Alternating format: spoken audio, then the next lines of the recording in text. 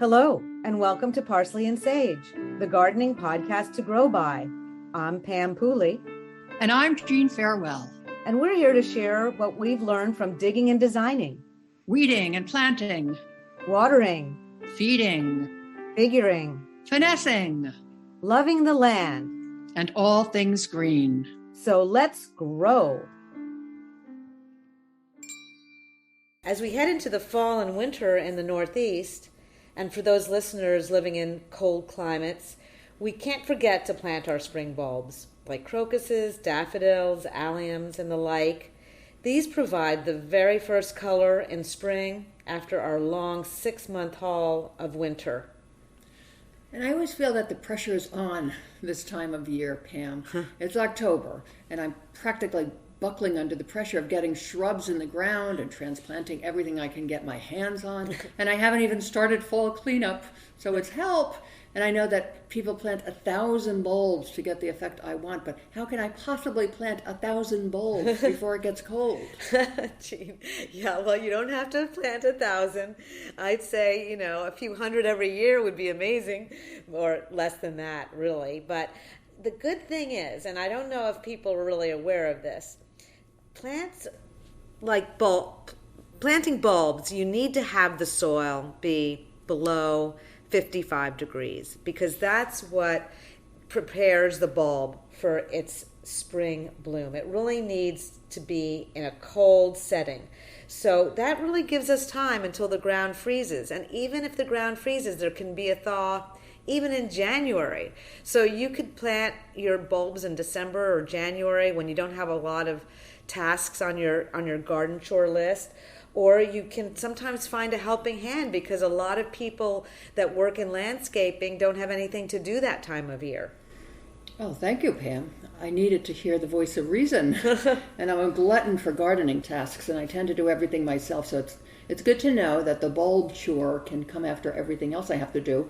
I have bags of bluebell bulbs that I'll be adding to my woodland garden, and Siberian squill for the edge of the woods where the partly shady conditions should work pretty well, I think.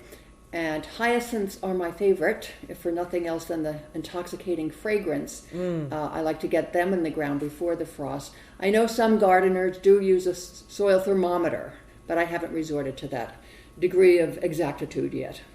Well, you don't really need to. You know when it's real cold out there, and you certainly can tell when the ground is unworkable. So you got to get those bulbs in while the soil is still soft enough to dig into.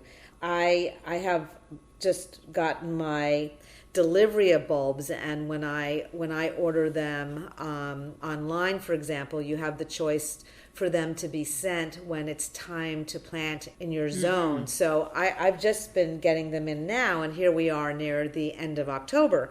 Even if I'm going to wait a few weeks, there's no problem. I can store these just in a cool place with the boxes open so that they get air circulation. One of my favorite things to do each year is just, what I suggested before, just like adding a few more every year of one type. For example, daffodils are really wonderful because they have a natural look. I scatter them on even the lawn because they can look like they come up randomly in the spring, even though they were planted intentionally.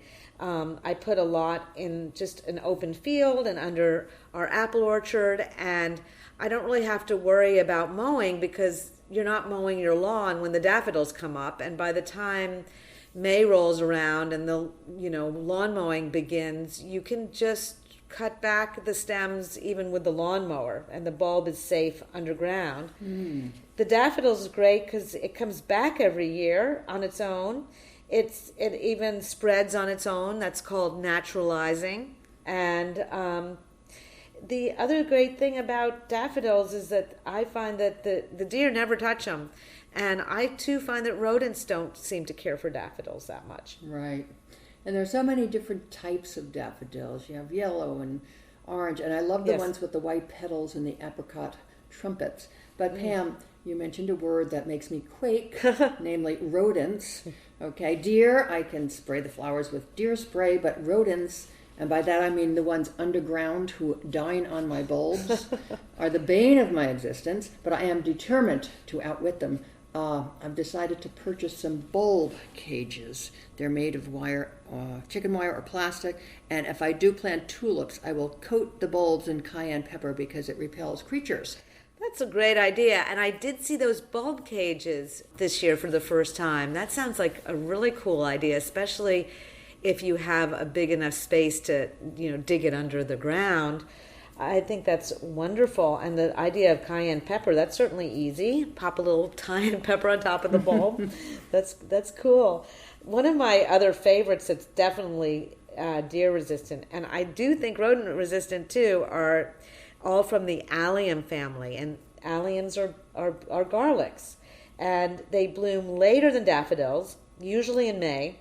They are whimsical looking because they have these pom-pom type heads, and there's some really cool short ones called Christophii, which are very big, round, purple crystal ball like, and they're just about 2 feet high, but the balls are as big as a little soccer ball. I mean, that's really amazing. And the other alliums that are really great in my book are called Purple Sensation.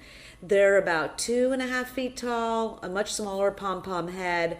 They look great in big bunches. I have a lot of them in front of our stone wall so that after these daffodils bloom along the stone wall, the next thing up are the alliums, and they make quite a display, I have to say.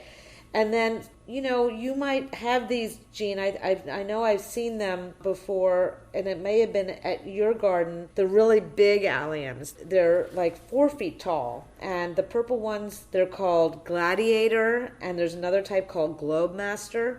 And the white ones are called Mount Everest. I mean, you don't need too many of those to make a splash, right? Right. And I've had some gigantic globe alliums, but I have to admit that they were sensational the first year and only so-so the second year. And I'm not sure they even exist anymore.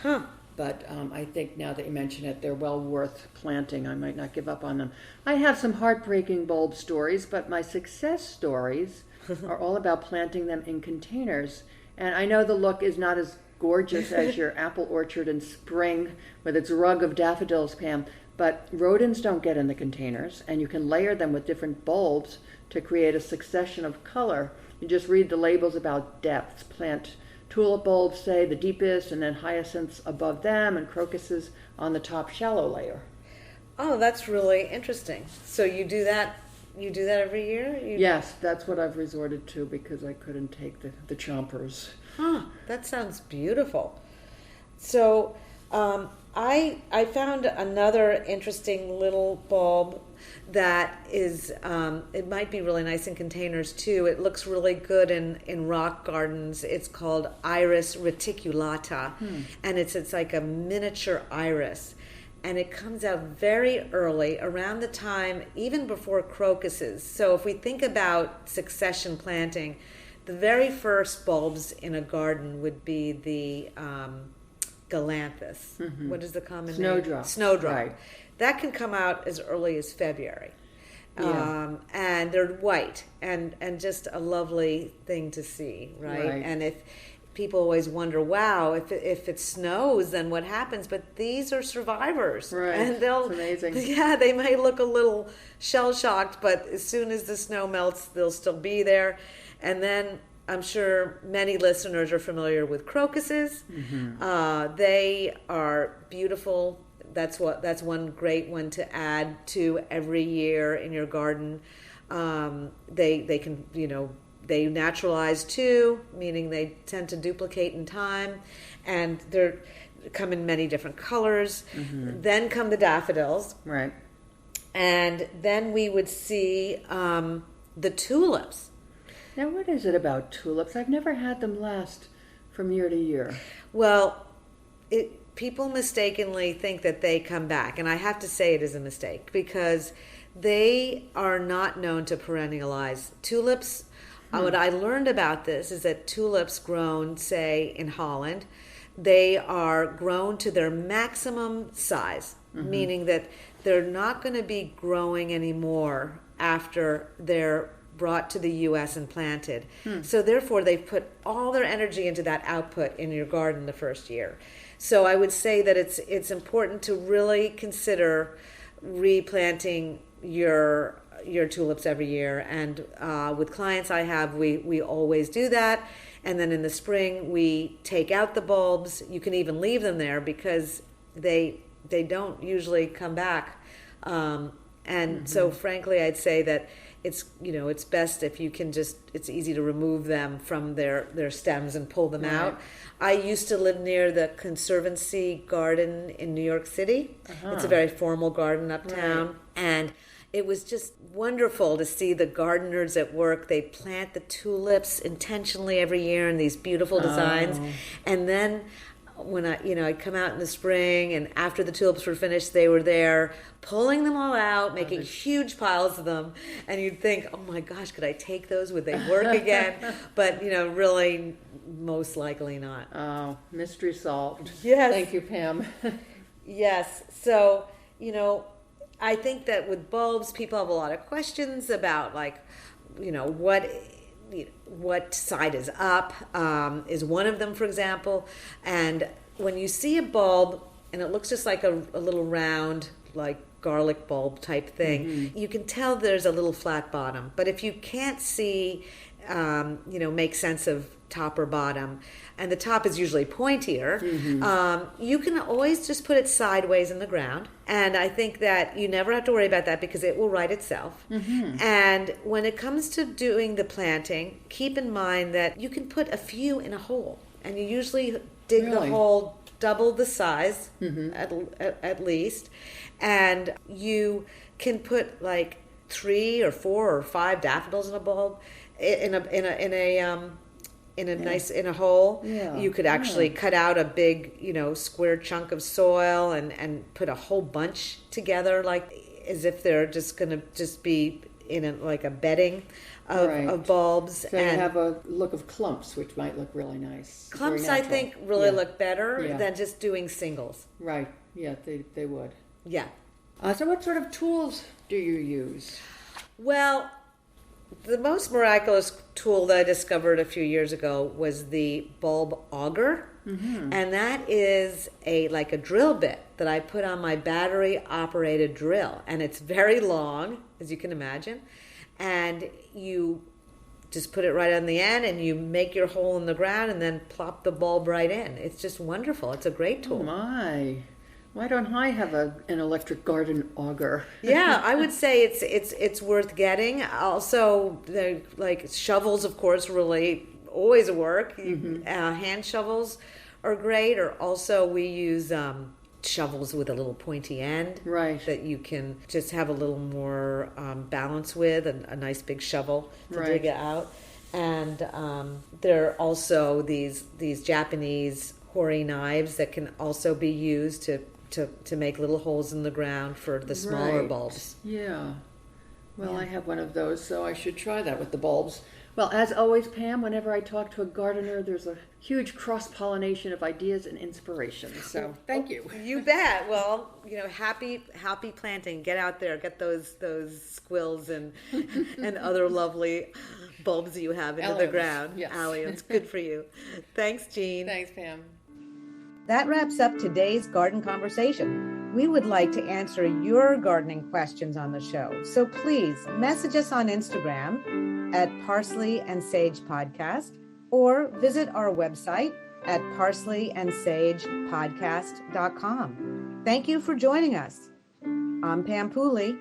And I'm Jean Farewell for Parsley and Sage. Happy digging.